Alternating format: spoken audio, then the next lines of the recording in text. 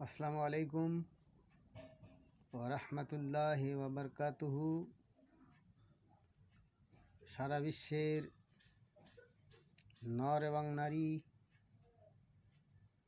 বাবা মায়েরা, ভাই এবং বোনেরা,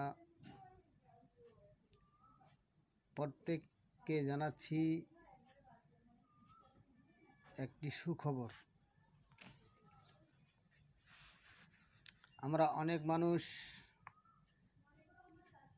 একটা রোগ হলে খুবই চিন্তিত হয়ে পড়ে যাই।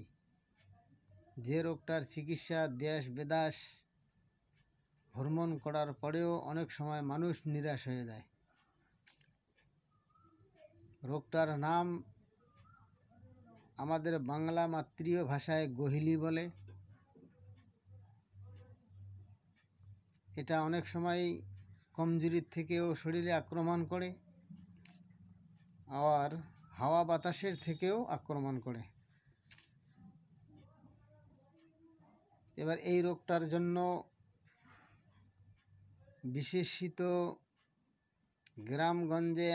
গঞ্জে এবং অঞ্চলে, ব্লকে, জেলায় ডাক্তার খুঁজেও পাওয়া যায় না। আর ডাক্তার দ্বারা এ রোগটি অনেক সময় দেখা যায় 100-র মধ্যে 99 প্রকার রোগীরাই ব্যর্থ হয়ে যায়, একজন ভালো হয়।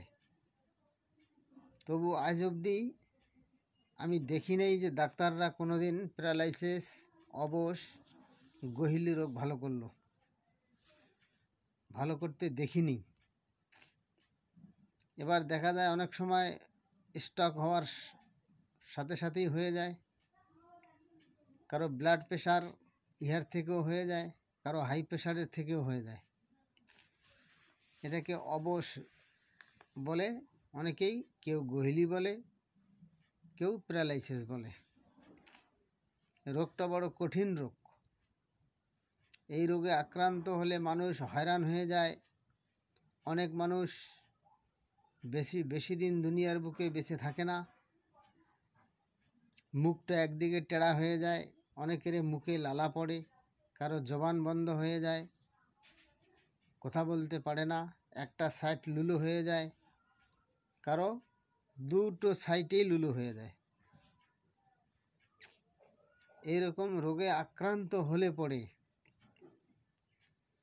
গ্রামগঞ্জে আমরা অনেক কোরআন জাননেওয়ালা ভাই রয়েছি, আমরা চিকিৎসা জানি না।